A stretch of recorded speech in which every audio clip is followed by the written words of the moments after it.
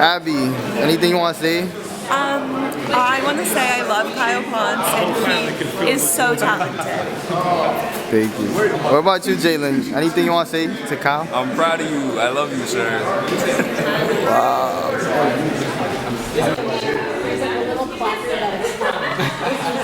I don't know what it would say. Left to the imagination. He has to be a little placard. They're jellyfish. That's actually known as an ice cream.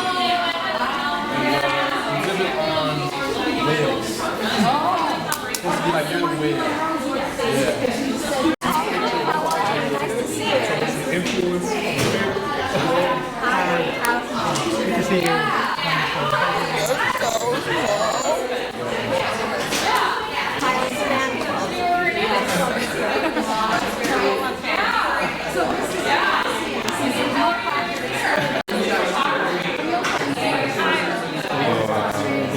He knows when it's time to hit that button. Yeah, exactly. Like, I don't know. I feel something. You know, I feel like. Anything you want to say to Kyle? This is the best day ever and it's the biggest day ever and I am without words.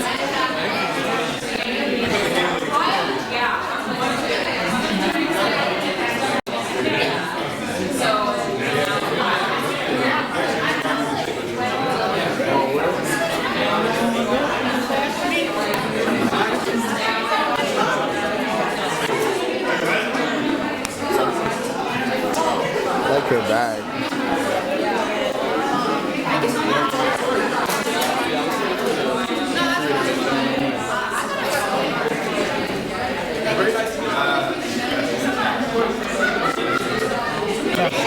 All these crazy lines in these photographs that just communicated a lot of wisdom and a lot of experience. So I was super shocked. Also, the name on his Instagram, right, doesn't give him away. So I just had no idea what I was getting into when this, just like wide-eyed young man showed up in this community. So glad that he was game. So glad that I've had the opportunity to meet him and to meet his photographs offline. And that you're all here in support of his work. It makes sense to me that so many people would, to acknowledge like every single human being in their frame. Just the way that how much humanity there is in these photographs, I think, is something that just continues to show up in my experience, Kyle. So thank you for taking the time. One of our curatorial assistants has been working really hard on this show, so she had to go do some homework. But Mars Ramos, stepped in and gave some input, and Kyle wasn't like too cool for anybody's input, so that was really appreciated. That the students got to be involved, and that the artists got to give each other. That's enough for me to say. Thank you for saying a few words. Of course, thank you, Doug. Thank you, everybody.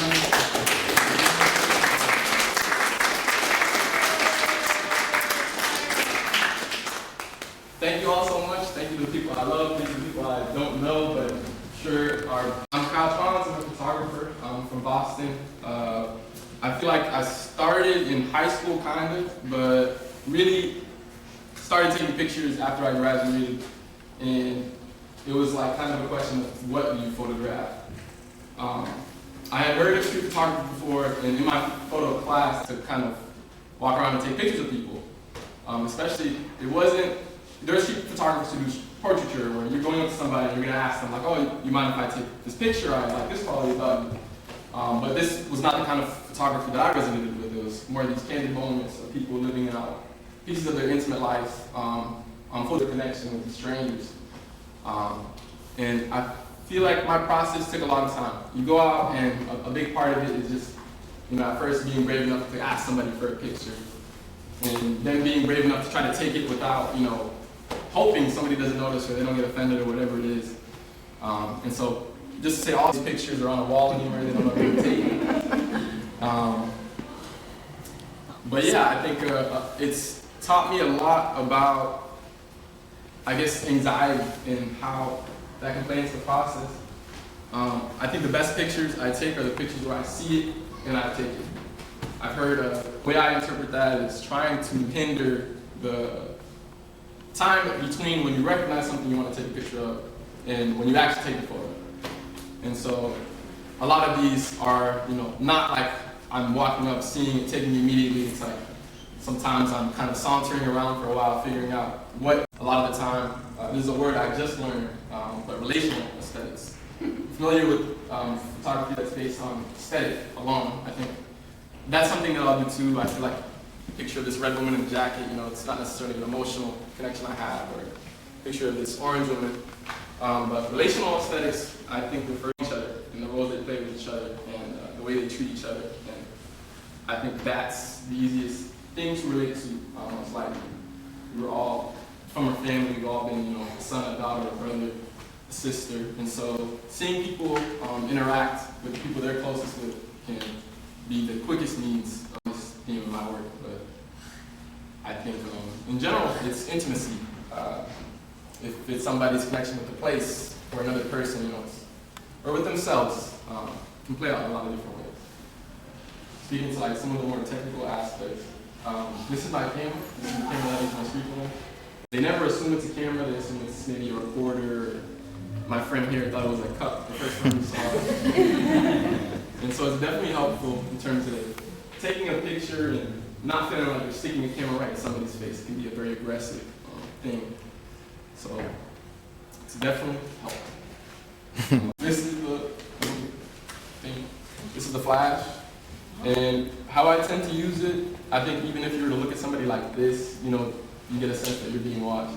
And so there is a viewfinder that actually you can see through from the top.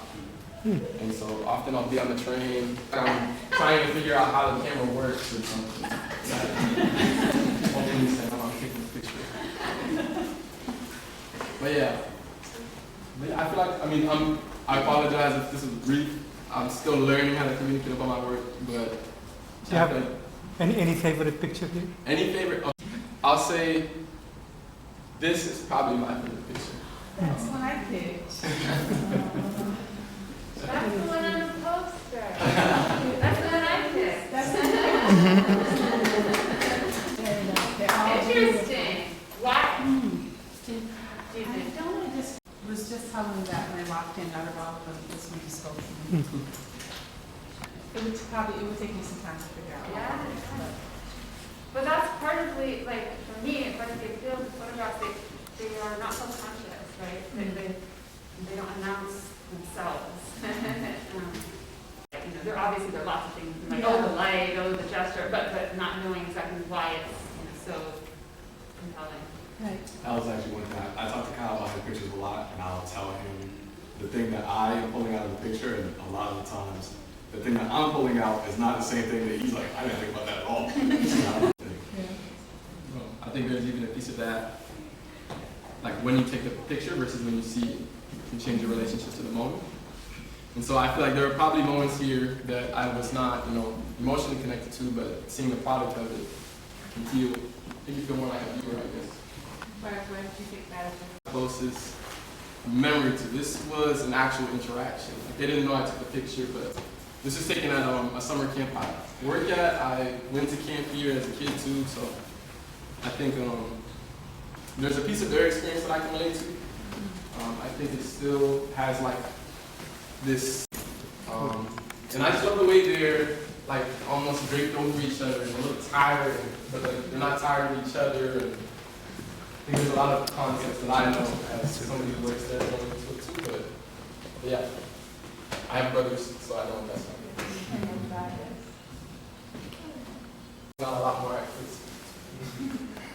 Could you talk a bit more about where you got your camera from? So I found this, have you ever been to Catalans or heard of Catalans? It's a photography store, a used camera store in Jamaica Plain, very close to Center Street. Really nice people there. I saw it on the shelf. But yeah, it's a camera. So What did you say it's called? it's a Fortura, Canon Fortura. Cool. It's not expensive. When did you fall in love with photography? When did I fall in love? When did you fall in love? You did not study photography in college. I did not. No. I'll say, to be honest, I didn't love until I started doing I'm glad you're the person that asked this question. I used to take these pictures on my iPhone. When, like, portrait mode first came out. And I would show my mom these pictures, and she'd be like, oh my gosh, she's a photographer. And I'd be like, well, this is just a setting on my iPhone. But I felt like I could do it, you know, if somebody who plays soccer, I'm not going to do this. And I think my dad, who's standing right here, has built like this connection with photography where it never felt like an out there form of art. It's like, you know, something, so if he was going to a family function, he was going to bring his cameras when he decided he's going to go to the bar, get a drink, and go talk to this person. And we're walking around with this camera taking pictures and he's giving us advice on, you know, what to do, what not to do. And so I think a big part of my love comes through that.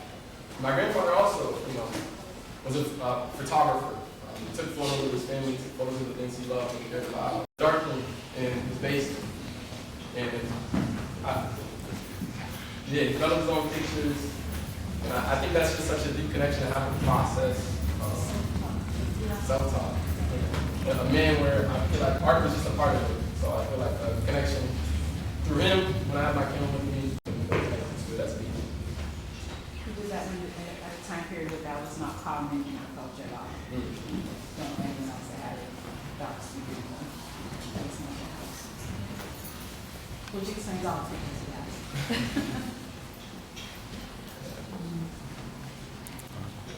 Pontes, I'm a big fan. You know, I've been following your social medias for a while, and I would say you have enough photos to fill up all 4 walls. So how'd you pick these? Honestly, that was probably the hardest part. So this is a part of the learning process. I think you told me come with photos that I would, and I came with like too many pictures for what I could show.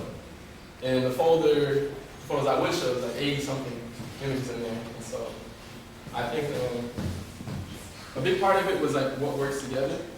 There were pictures that I wanted to include, but just made less sense alongside other pictures. I'm trying to come up with a way where, you know, all these images fit on this wall and are cohesive in nature and aren't, you know, distracting to the eye and get some attention. Which is also something that was hard for me to communicate, or hard for me to put into practice. To start, that was something that I feel like I learned mostly through the feedback I got from Helen and others. But these are all photos from the last year or two. And I feel like, I guess, more connected to photos I've taken more recently in a way. Feels like more a part of who I am now, easier to see the value in the picture. I think one of the difficulties was Getting more into technology. I feel like it's something I haven't really explored a bunch, but there are all these photos that I've taken I don't share, and I think often the line between sharing and not sharing is if there's some type of emotional connection with the work. And I don't feel... thinking about this whenever I'm not in this gallery. When I hung this one, the magnets got attached to each other. So usually I'm supposed to be wearing gloves, so I'll put gloves on and shift it. But sorry about that. My camera wasn't... I was sitting on the bus, and I'm like right behind this one.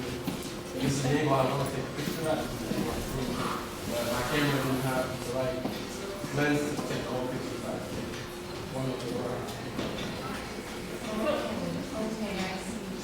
That's all I can about. I mean, it's such a cool this moving around and taking more and better pictures, and then this need to have, you know, certain formats and to be creative, and now you have this double image. It's quite, you know, I think it's successful. It's being photos.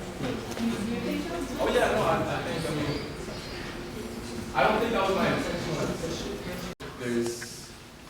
I guess that's how I would put it.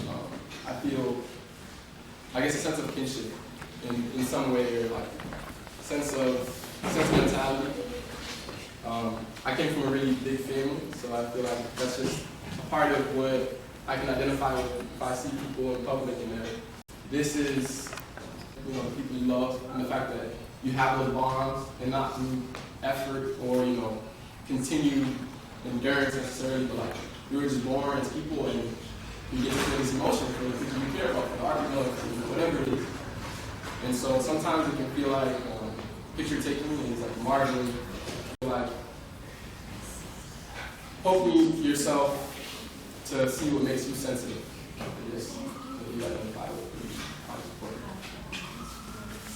This is not a question, I'll just add to that.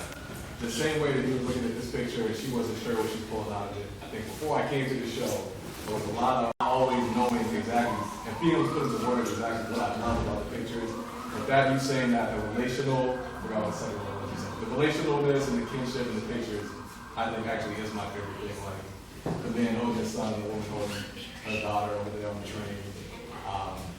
I just feel like that's a and it, yeah, definitely feels like something you're blessed to get to take advantage of. It just makes you wonder, like, people are so emotional who get feeling this limbo of going to work or they come from the hospital or something just happened, right? This one makes it hard. I can understand why. Yeah. And that's a fair emotion that I guess it's an emotion, I don't know, but we need to speak to when you ask your question. But curiosity can be a large motivator when you're taking a picture. Having somebody where you feel like, you're wondering about them. What I love the most is like, there's so many ranges of emotions. Because I used to take the train like every day. So like, usually I'm in the train with the headphone on. I'm just trying to like, okay, 2 stops.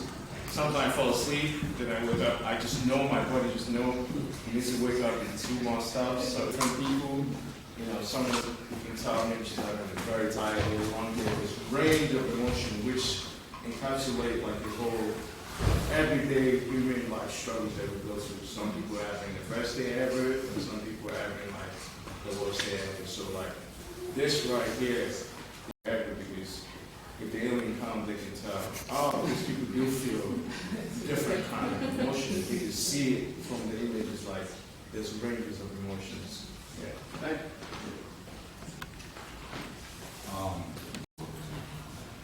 Honestly, I would say for me, I guess, I think it's something that's hard to do with other people that can be. I think it's almost like a secret. Like there are these moments sometimes where I'll see somebody doing something in this person, and they see me take this picture, and it's like a smirk or like a smile you share, where it's like the secret that you both have. Yeah. Or something else. You both recognize that moment. Yeah. And so I think in the moment, it very much feels like this is exploitative in that way, like you're taking a picture. But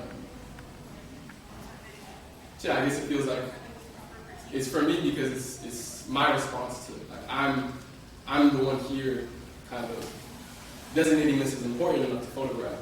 And so it's because I identify with it. I guess it just never comes to mind. It's like you're the one that's really needing to the moment. Yeah.